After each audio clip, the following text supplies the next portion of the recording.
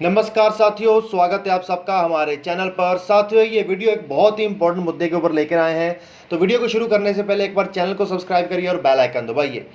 साथियों, आप सबको पता होगा कि किस तरीके से साइबर अटैक्स एक बहुत बड़ा खतरा बने हुए हैं।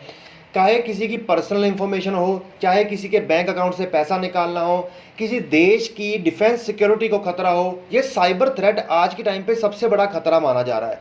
क्योंकि किसी देश का जितना मर्जी पावरफुल हो, अगर उसका साइबर जो उसका पूरा कंट्रोल उनसे छीन लिया गया या लीक कर दिया गया, वो उसकी सिक्योरिटी को एक बहुत बड़ा खतरा पहुंचा सकता है।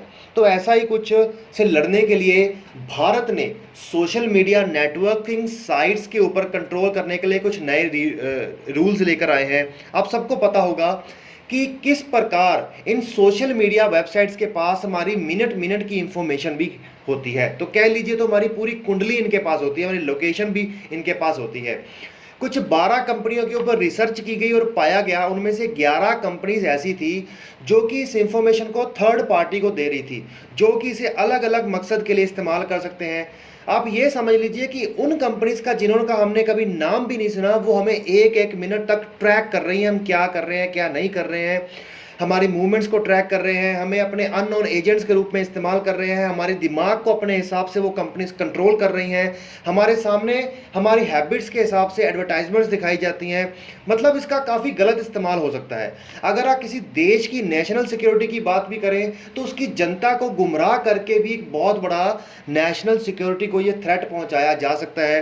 मतलब किसी भी देश के अंदर की जनता को अनस्टेबल किया जा सकता है, किसी भी प्रकार की गलत सिचुएशन क्रिएट की जा सकती है, कोई भ्रम फैलाए जा सकते हैं। और ऐसा देखा भी गया है कि कई प्रकार के झूठ के ऊपर मतलब लोग विश्वास भी कर लेते हैं, क्योंकि हर जगह सिर्फ वही दिखाया जा रहा होता है।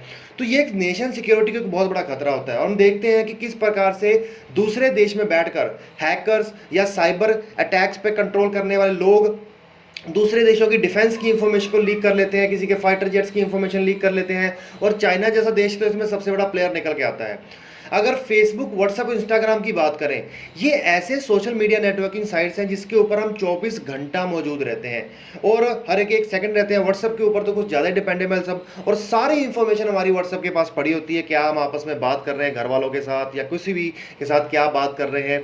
और उससे सबसे खतरनाक बात तो ये है कि ये जो सारी की सारी इंफॉर्मेशन होती है ना, ये भारत में स्टोर नहीं होती। ये इन्हीं देशों में, जिन देशों की ये वेबसाइट्स हैं या सोशल मीडिया नेटवर्किंग साइट्स हैं, उन्हीं देशों में वेयर हाउसेस बने हुए हैं, स्टोरेज हाउस बने हुए हैं। वहीं पर ये सारी की सारी इनकी इंफॉर्मेशन स्टोर होती है। मतलब कि वो देश कभी भी हमें नेशन को खतरा पहुंचा सकता है इस इंफॉर्मेशन का इस्तेमाल करके। मतलब किसी पर्टिकुलर इंडिविजुअल की भी प्राइवेसी हर्ट होती है और देश की भी नेशनल सिक्योरिटी को खतरा होता है। क्योंकि जंग जैसी स्थितियों में तो इसका बहुत ही ज़्यादा भयानक रूप से इस्तेमाल किया जा सकता है।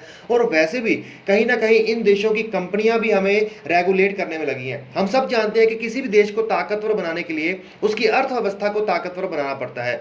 अगर वो हमारे देश की मतलब हमारी पूरी इंफॉर्मेशन को कलेक्ट करके हमारी हैबिट्स को एनालाइज करके ये करते क्या है कि हमारी पूरी इंफॉर्मेशन को अपने साथ रख लेते हैं, फिर उसको एनालाइज करते हैं कि ये व्यक्ति किस तरह सोचता है, किस तरह सोचता है।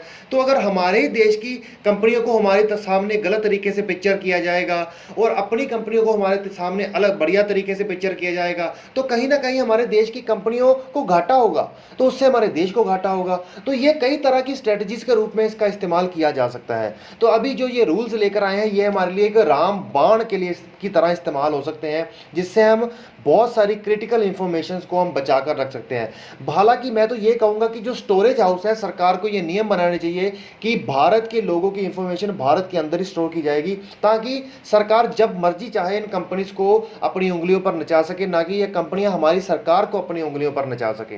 तो ये एक बहुत बड़ा बात है। तो साथियों, आप बताइए आपकी इसके ऊपर क्या राय है। तो चलिए साथियों, चैनल को सब्सक्राइब करिए, बेल आइकन दबाइए, क्योंकि यहाँ पे डिफेंस और नेशनल सिक्योरिटी अपडेट्स हम लाते रहते हैं।